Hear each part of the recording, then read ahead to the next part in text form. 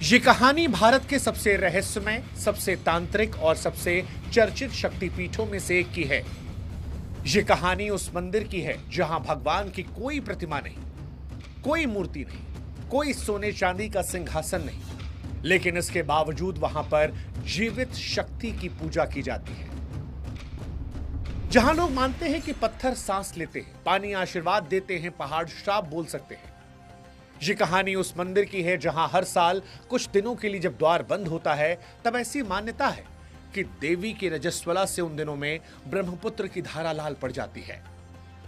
ये वो मंदिर है जहां एक ही देवी के दो रूप माने जाते हैं। मां के रूप में करुणा, सुरक्षा, अपनेपन का एहसास, तो दूसरे रूप में इच्छा, आकर्षण और सृजन। और यही दो रूप इस देवी को बाकी देवी देवताओं से अलग बनाते हैं। ये कहानी उस मंदिर की है जहां पर एक अधूरी सीढ़ी नरकासुर के अहंकार की हार सुनाती है, जहां एक पुजारी देवी के कोप से पत्थर बन गया और जहां एक पूरे राजवंश पर ऐसा श्राप पड़ा कि आज भी उनके वंशज उस पहाड़ी की तरफ आंख उठाकर देखने से डरते हैं। सदियां बदली, राजवंश मिट गए, आक्रमण हुआ, मंदिर टूटा, फिर बना, लेकिन जो नहीं टूटा वो था यहां की आस्था। वो आस्था जो हर बार मलबे से उठकर और ज्यादा अडिग होकर खड़ी हो गई। ये कहानी है असम के गुवाहाटी के नीलांचल पहाड़ियों पर बसे मां कामाख्या मंदिर की। वो मंदिर जहां पर देवी को देखा नहीं जाता, महसूस किया जाता है। इस कहानी की शुरुआत हम करें उससे पहले हमारी आपसे गुजारिश है कि हमारे चैनल भक्ति बुक से आप जरूर जुड़िएगा। हमारी ये कोशिश है सनातन परंपरा में अपना योगदान करने की, नई पीढ़ी को ईश्वर के और करीब लाने की, अनसुने किस्से कहानियों को आप तक पहुंचाने की। इसलिए अगर आप हमारा साथ देंगे तो हमारी ताकत बढ़ेगी और ये रिश्ता मजबूत होगा, साथ ही आप ईश्वर के और करीब जा सकेंगे। इसलिए चैनल से जरूर जुड़िएगा। अब शुरुआत करते हैं कामाख्या मंदिर की कहानी की। असम के गुवाहाटी शहर से कुछ ही किलोमीटर दूर नीलांचल पहाड़ी ब्रह्मपुत्र के किनारे ऐसे खड़ी है मानो प्रकृति ने हरियाली की चादर ओढ़कर सिर पर आस्था का मुकुट पहन रखा। उसी पहाड़ी पर यह मंदिर स्थित है। इतिहासकार ये मानते हैं कि इसकी वर्तमान संरचना मुख्य रूप से 16वीं सदी के कुछ राजाओं द्वारा बनवाई गई थी, लेकिन इसके पहले भी यहां पर पूजा स्थल मौजूद था, जिसकी जड़ें 8वीं और 9वीं सदी तक जाती हैं। कई बार यह मंदिर युद्धों और प्राकृतिक आपदाओं में नष्ट हुआ, लेकिन हर बार स्थानीय शासकों और भक्तों ने इसे फिर से खड़ा कर दिया। इसीलिए कामाख्या सिर्फ एक इमारत नहीं, बल्कि पीढ़ियों से चली आ रही आस्था का नाम है। कामाख्या मंदिर देश के बाकी सभी मंदिरों से काफी अलग है। यहां पर देवी की कोई पारंपरिक मूर्ति नहीं है। जब भक्त गर्भगृह में प्रवेश करता है तो वहां कोई बड़ा हॉल नहीं है, कोई भव्य मूर्ति नहीं है, कोई चमक दमक नहीं होती है। सीढ़ियां नीचे उतरती हैं, रोशनी मंद होती जाती है, हवा ठंडी होने लगती है और फिर सामने दिखती है वो शिला, वही दरार, वही योनिपीठ। कई लोग ये बताते हैं कि उस स्थान पर पहुंचते ही उनके भीतर कुछ बदल जाता है। लोग ये दावा करते हैं, किसी की आंखें भर आती हैं, किसी की सांसें तेज होती हैं, कोई बेवजह भावुक हो जाता है, कोई शांत पड़ जाता है। हर व्यक्ति के यहाँ पर अलग अलग अनुभव होते हैं और लोग इसे देवी की अनुभूति तो मन की गहराई से उठी प्रतिक्रियाओं का नाम देते हैं। यहां जो शिला है उसके भीतर से लगातार जल रिसता रहता है, जिसे भक्त प्रसाद के रूप में ग्रहण करते हैं। ये जल प्राकृतिक स्रोत से आता है। ये वैज्ञानिक तथ्य है, लेकिन भक्त इसे देवी की उपस्थिति का जीवित संकेत मानते हैं। यहां देवी को शरीर के अंग के प्रतीक के तौर पर पूजा जाता है। ये भारतीय शक्ति पूजा की परंपरा में एक अद्भुत उदाहरण है। अब बात उस परंपरा की जिसके चलते कामाख्या पूरी दुनिया में अलग पहचान रखती है, और वो है अंबुबाची मेला। हर साल जून के महीने में मॉनसून के समय 3 दिनों के लिए मंदिर का गर्भगृह बंद कर दिया जाता है। धार्मिक मान्यता है कि इन दिनों मां कामाख्या स्वयं रजस्वला होती है, इसलिए इन दिनों सामान्य पूजा नहीं की जाती। चौथे दिन मंदिर को विशेष रूप से शुद्ध कर द्वार खोले जाते हैं और भव्य पूजा की जाती है। अंबुबाची के 3 दिनों में पूरा गुवाहाटी बदल जाता है। दुकानें खुली रहती हैं, लेकिन माहौल अलग रहता है। मंदिर बंद होता है, लेकिन पहाड़ के आसपास हजारों साधु मौजूद रहते हैं। साधु, नागा, अघोरी, तांत्रिक, साधक सब अपने अपने तरीके से साधना करते हैं। कोई मौन व्रत रखता है, कोई रात भर जप करता है, तो कोई आग के सामने बैठकर जाप करता है। इन दिनों महिलाएं भी बड़ी संख्या में आती हैं, खास तौर पर वो महिलाएं जो अपने जीवन, शरीर और पहचान से जुड़े सवालों से जूझ रही होती हैं। कई महिलाएं कहती हैं कि अम्बुबाची का समय उन्हें अपने भीतर की शक्ति से जोड़ता है, जहां उन्हें अपने शरीर से डर नहीं लगता, शर्म नहीं लगती। हालांकि कामाख्या और स्त्री शक्ति का ये आधुनिक अर्थ है, क्योंकि कामाख्या की सबसे खास बात यह है कि शायद ये दुनिया का अकेला बड़ा मंदिर है जहां मासिक धर्म यानी पीरियड्स को भी देवी की लीला माना जाता है। बाकी समाज में आज भी पीरियड्स को गंदा, छिपाने लायक या अशुभ समझा जाता है, लेकिन यहां पर वो चीज शक्ति, सृजन और धरती की उर्वरता का संकेत मानी जाती है। और इन दिनों को लेकर लोक कथाओं में यह भी कहा जाता है कि इन दिनों ब्रह्मपुत्र का पानी लाल पड़ जाता है, जिसे लोग देवी के रक्त से जोड़ते हैं, और यहीं से कामाख्या और भय का रिश्ता भी नाम लेता है। दरअसल एक दौर था जब कामाख्या का नाम लेते ही कई लोगों के मन में डर आ जाता था। तंत्र साधना, बलि, अघोरी, ये सारे शब्द अपने आप जुड़ जाते थे। लेकिन जो लोग सच में यहाँ आते हैं वो ये बताते हैं कि ये जगह डर से ज्यादा साहस को सिखाती है। ये मंदिर मनुष्य को अपने भीतर के डर से मिलवाता है। कई श्रद्धालु ये कहते हैं कि जब वो पहली बार यहाँ पहुंचे तो भीतर घबराहट थी, लेकिन लौटते समय मन हल्का था। ऐसा लगता था जैसे कोई भारी बोझ यहीं उतर गया हो। कामाख्या को 51 शक्तिपीठों में से एक माना जाता है। ये धार्मिक मान्यता है और इसका आधार जो है वो सती और शिव की पौराणिक कथा है। पुराणों में वर्णन आता है कि सती ने अपने पिता दक्ष के यज्ञ में शिव के अपमान से आहत होकर आत्मदाह कर लिया था। भगवान भोलेनाथ उनका मृत शरीर लेकर तांडव कर रहे थे। सृष्टि के नष्ट होने का भय देखकर भगवान विष्णु ने सुदर्शन चक्र से सती के शरीर के 51 भाग कर दिए थे। जहां जहां ये अंग गिरे वहां वहां शक्तिपीठ बने। मान्यता है कि नीलांचल पहाड़ी पर सती की योनि गिरी थी, इसीलिए यहाँ योनि शिला की पूजा होती है और देवी की कोई मूर्ति नहीं रखी गई है। यह क्षेत्र प्राचीन काल में प्रयाग ज्योतिषपुर कहलाता था। बाद में ये कामरूप के नाम से प्रसिद्ध हो गया। कामरूप के नाम को लेकर भी एक पौराणिक मान्यता है। कथा कहती है कि शिव कठोर तपस्या में लीन थे, संसार से विरक्त हो चुके थे। सृष्टि के संतुलन के लिए उनका विवाह आवश्यक समझा गया। तब देवताओं ने कामदेव को भेजा कि वो भगवान शिव के ध्यान को भंग करे। कामदेव ने तब पुष्प बाण चलाया, लेकिन भगवान शिव का तीसरा नेत्र खुल गया और कामदेव भस्म हो गए। उनकी पत्नी रति के विलाप पर भगवान शिव ने कामदेव को पुनर्जीवन दिया, लेकिन बिना उनके पुराने सौंदर्य के। कहा जाता है कामदेव ने अपना रूप वापस पाने के लिए कामाख्या में देवी की आराधना की और फिर उन्हें अपना पुराना तेज मिला। इसीलिए इस भूमि को कामरूप भी कहा गया। यह कथा पौराणिक विश्वास का हिस्सा है। मां कामाख्या को सर्व काम फलदायिनी भी कहा जाता है, अर्थात जो भक्त की सच्ची कामना पूरी करती है। तांत्रिक साधकों के लिए वे सिद्धि की देवी है, सामान्य भक्तों के लिए मनोकामना को पूर्ण करने वाली मां। अब आपको नरकासुर की कथा सुनाते हैं। ये कथा लोक कथा और परंपरा का अहम हिस्सा है। ये कहा जाता है कि नरकासुर कभी इस क्षेत्र का शक्तिशाली असुर राजा था। शुरुआत में वो मां कामाख्या का भक्त था, लेकिन शक्ति के साथ उसका अहंकार बढ़ने लगा। उसने देवी से विवाह का प्रस्ताव रखा। देवी ने शर्त रखी कि अगर वो एक ही रात में पहाड़ी के नीचे से मंदिर तक पत्थर की सीढ़ियां बनवा देगा तो विवाह हो जाएगा। सूर्योदय से पहले काम पूरा होना चाहिए था। लोक कथाओं में कहा जाता है कि जब काम लगभग पूरा हो गया, तब देवी ने एक मुर्गे को समय से पहले बाग देने के लिए प्रेरित किया। नरकासुर को लगा कि सुबह हो गई, वो हार गया। उसने क्रोध में काम अधूरा छोड़ा और आज भी पहाड़ी का एक मार्ग अधूरी सीढ़ी के रूप में कई किस्सों में जीवित है। यह कथा लोकमानस में गहरी बैठी हुई है।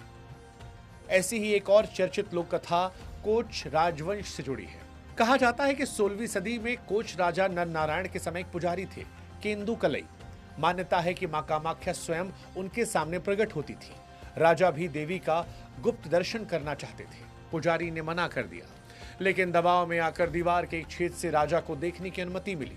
लोक कथाओं के अनुसार देवी को तब यह अपना अपमान लगा और उसी क्षण पुजारी पत्थर की हो गए। राजा और उसके वंश को श्राप मिला कि वो कभी नीलांचल की पहाड़ी की ओर देख कर नहीं आएंगे, और आज भी इस कथा को लोग परंपरा के रूप में सुनाते हैं। कामाख्या का एक और रूप उसके आसपास स्थित 10 महाविद्याओं के मंदिरों में दिखता है। काली, तारा, भैरवी, बगलामुखी, त्रिपुर सुंदरी, धूमावती, मातंगी, छित्रमस्ता, भुवनेश्वरी और कमलात्मिका। ये तथ्य धार्मिक ग्रंथों में स्वीकार किए गए हैं। इन 10 महाविद्याओं की साधना का अलग अलग मार्ग और अपना अलग अलग प्रभाव माना जाता है। तंत्र परंपरा में कामाख्या को एक तरह से शक्ति का विश्वविद्यालय भी कहा जाता है। यहाँ वामचार और दक्षिणाचार दोनों परंपराएं साथ साथ चलती आई हैं। वामचार के अंतर्गत साधना के कुछ ऐसे मार्ग भी आते हैं जिन्हें सामान्य समाज स्वीकार नहीं करता, जैसे प्रतीकात्मक बलि, मद और कुछ विशेष अनुष्ठान। वहीं दक्षिणाचार्य पूरी तरह सात्विक मार्ग पर है, फूल, दीपक, भजन और मंत्र। हालांकि आज के समय में कानून और सामाजिक दबाव के चलते बलि जैसी परंपराएं काफी सीमित हो चुकी हैं। इतिहासकारों का यह मानना है कामाख्या मूल रूप से कभी किसी प्राचीन जनजातीय शक्ति पूजा का एक बड़ा स्थल रहा होगा। यहाँ उर्वरता, नदी, पहाड़ और मातृ शक्ति की पूजा की जाती रही होगी। बाद में शाक्त और तांत्रिक परंपरा ने इसे अपने भीतर समाहित कर लिया होगा और सती, शिव, कामदेव, नरकासुर और राजवंशों की कथाएं जुड़ती चली गई होंगी। इसीलिए कामाख्या एक साथ लोक धर्म, तंत्र और शास्त्रीय धर्म तीनों का संगम बन गई। पशु बलि विवाद यहाँ पर अक्सर चर्चा के केंद्र में रहता है। परंपरा बनाम आधुनिकता की चर्चा होती है। कामाख्या को लेकर सबसे बड़ा आधुनिक विवाद पशु बलि को लेकर रहा है। सदियों से यहाँ पर बकरी और कुछ स्थानों पर भैंसों की बलि की परंपरा रही है, जिसे तांत्रिक साधना का हिस्सा माना गया। लेकिन समय के साथ पशु अधिकारों, कानून और सामाजिक नैतिकता के सवाल खड़े हुए। कुछ सामाजिक संगठनों ने इसके खिलाफ आवाज उठाई। अदालत में कई याचिकाएं गई। कुछ वर्षों तक बलि पर आंशिक रोक भी लगी थी। आज की स्थिति यह है कि बलि को लेकर नियम सख्त हैं। आम भक्तों के लिए प्रतीकात्मक पूजा ही मान्य है। तांत्रिक साधना का दायरा सीमित और नियंत्रित किया गया है। यहां साफ दिखता है कि कामाख्या आज भी परंपरा और आधुनिकता के बीच संतुलन बनाने की कोशिश कर रही है। अगर मनोविज्ञान की दृष्टि से देखें तो कामाख्या अपने आप में रहस्य समेटे हुए है। अगर पल भर के लिए हम चमत्कार, श्राप और देवी के प्रकट होने कथाओं से बाहर निकलकर मनोविज्ञान की दृष्टि से देखें तो कामाख्या एक बेहद शक्तिशाली साइकोलॉजिकल स्पेस बन जाती है। यहाँ पर आने वाला व्यक्ति पहले से ही भय, श्रद्धा, जिज्ञासा और रहस्य के भाव से भरा होता है। यही भाव उसे हर छोटी घटना को भी चमत्कार के रूप में देखने पर मजबूर कर देता है। अंबुबाची के दौरान जब हजारों साधु एक साथ मंत्र पढ़ते हैं, धूप ध्वनि चलती है, घंटियां बजती हैं, भीड़ एक साथ जयकारा लगाती है, तो वो वातावरण सामूहिक चेतना को इतनी गहराई से प्रभावित करता है कि लोग ऊर्जा महसूस करते हैं। ये ऊर्जा आध्यात्मिक हो या मानसिक, ये अलग बहस है, लेकिन अनुभव जो है वो हर व्यक्ति का वास्तविक होता है। आज जब कोई भक्त नीलाचल पहाड़ी पर खड़ा होकर नीचे ब्रह्मपुत्र को देखता है तो उसे सिर्फ एक नदी दिखाई नहीं पड़ती, बल्कि उसे समय की एक धारा दिखती है जिसमें हजारों सालों की आस्था बह रही है। उसे लगता है कि इस पहाड़ी का हर पत्थर कोई कहानी सुना रहा है, कभी सती की, कभी शिव के तांडव की, कभी कामदेव की साधना की, कभी नरकासुर के अहंकार की और कभी पत्थर बने पुजारी की। सवाल ये कि क्या कामाख्या का रहस्य कभी पूरी तरह सुलझ पाएगा? इतिहासकार अपने दस्तावेजों में कामाख्या को स्थापत्य, शिल्प और राजनीतिक सत्ता से जोड़कर देखते हैं। वैज्ञानिक इसे भूवर्गीय संरचना, प्राकृतिक जल स्रोत और मॉनसून से जोड़ते हैं। समाजशास्त्री इसे जनजातीय परंपराओं और शाक्त मत के मेल के रूप में देखते हैं। मनोवैज्ञानिक इसे सामूहिक विश्वास की शक्ति मानते हैं। लेकिन भक्तों के लिए कामाख्या सिर्फ एक माँ है, वो माँ जिससे वो दुख कह सकता है, डर कह सकता है, इच्छा कह सकता है। शायद कामाख्या माता का रहस्य कभी पूरी तरह सुलझेगा भी नहीं, क्योंकि कुछ रहस्य इसलिए नहीं होते कि उन्हें हल किया जाए, बल्कि इसलिए होते हैं कि इंसान उसके सामने नतमस्तक हो जाए। अगर आप कामाख्या मंदिर के आधुनिक इतिहास, ब्रिटिश काल और कामाख्या मंदिर के बदलाव को देखें तो ब्रिटिश शासन के दौरान कामाख्या मंदिर की हैसियत सिर्फ एक धार्मिक स्थल की नहीं रही। अंग्रेज अफसर की रिपोर्टों में भी इस क्षेत्र को तांत्रिक गतिविधियों का केंद्र बताया गया। कई ब्रिटिश दस्तावेज ऐसे हैं जहां पर दर्ज है कि वो यहां होने वाले अनुष्ठानों, साधनाओं और मान्यताओं से अचंभित थे और भयभीत भी थे। कुछ अफसर ऐसे थे जो इसे जंगली आस्था कहते थे, तो कुछ ऐसे थे जो भारत की सबसे प्राचीन स्त्री शक्ति परंपरा का अवशेष मानते थे। हालांकि अंग्रेजों ने इस मंदिर को सीधे छेड़ने का साहस कम ही किया, क्योंकि वो जानते थे कि इसके पीछे करोड़ों लोगों की आस्था जुड़ी है। स्वतंत्रता के बाद भी कामाख्या सिर्फ धार्मिक केंद्र नहीं रहा। सरकार ने मंदिर ट्रस्ट का गठन किया, व्यवस्थाएं बदली, भीड़ नियंत्रण किया, कतार सुरक्षा जैसे आधुनिक ढांचे बनाए। लेकिन इसके साथ ही यह सवाल भी उठा कि क्या आधुनिक सिस्टम उस रहस्यात्मक तंत्र परंपरा के साथ तालमेल बिठा सकता है जो सदियों से यहां चली आ रही थी? यह सवाल बड़ा महत्वपूर्ण है। आज कामाख्या सिर्फ एक मंदिर नहीं, असम के सबसे बड़े धार्मिक पर्यटन केंद्रों में से एक है, जहां हर साल लाखों श्रद्धालु भारत ही नहीं बल्कि नेपाल, भूटान, बांग्लादेश और विश्व के तमाम कोनों से आते हैं। इससे गुवाहाटी की स्थानीय अर्थव्यवस्था को बड़ा सहारा मिलता है। होटल, टैक्सी, दुकानें, फूल प्रसाद के बाजार, नाव सेवाएं, सब कुछ इसी आस्था से चलती है। हालांकि इसके साथ एक खतरा भी जुड़ा है, जो है व्यवसायीकरण का, क्योंकि जब आस्था कारोबार बन जाती है तो कई बार उसका मूल भाव कमजोर पड़ने लगता है। आज वीआईपी दर्शन, पैकेज बुकिंग, ऑनलाइन विशेष पूजा सुविधाएं हैं, लेकिन कहीं ना कहीं वो पुरानी निर्जन पहाड़ी रहस्यमयी वातावरण जो है वो सीमित होता जा रहा है। खैर, कुल मिलाकर कहें तो मां कामाख्या का मंदिर इस मायने में सिर्फ भारत का एक मंदिर नहीं है, ये भारत के उस सच का आईना है जहां डर और श्रद्धा, इच्छा और पूजा, स्त्री और शक्ति सब एक साथ एक सांस में चलते हैं। कामाख्या मंदिर सिर्फ एक धार्मिक स्थल नहीं, भारतीय चेतना के उन सवालों का प्रतीक है जिनसे हम अक्सर डरते हैं। शक्ति क्या है? इच्छा क्या है? स्त्री का शरीर क्या है? और हम आज भी इन सब से क्यों असहज होते हैं? यहां देवी को मां भी कहा जाता है और कामाख्या भी, यानी इच्छा की देवी। यह वही इच्छा है जिससे सृष्टि चलती है, और शायद इसीलिए यहां आकर कोई सिर्फ देवी के सामने नहीं झुकता, वो अपने भीतर की सच्चाई के सामने झुकता है। इसलिए हमारी आपसे गुजारिश है कि अगर आप भी कामाख्या जाते हैं तो सिर्फ दर्शन करके मत लौटिएगा, थोड़ी देर उन पहाड़ों पर बैठिएगा, ब्रह्मपुत्र की हवा को महसूस कीजिएगा, उस रहस्य को, उस अनुभव को महसूस कीजिएगा, और फिर हमें जरूर बताइएगा। माता कामाख्या कहानी में आज फिलहाल इतना ही। अगर कोई और कहानी आपको सुननी है तो आप उसे कमेंट सेक्शन में लिख सकते हैं, क्योंकि हम आपके कमेंट्स को पढ़ते हैं, देखते हैं और उससे सीख लेकर अपने आप को भी बेहतर करते हैं। साथ ही जाते जाते हमारी फिर आपसे गुजारिश है कि अगर भक्ति बुक को आपने सब्सक्राइब नहीं किया है तो कीजिएगा। ये हमारी हिम्मत, हौसले को बढ़ाएगा, साथ ही हमारे आपके रिश्ते को और ज्यादा मजबूत कर जाएगा। जय मां कामाख्या।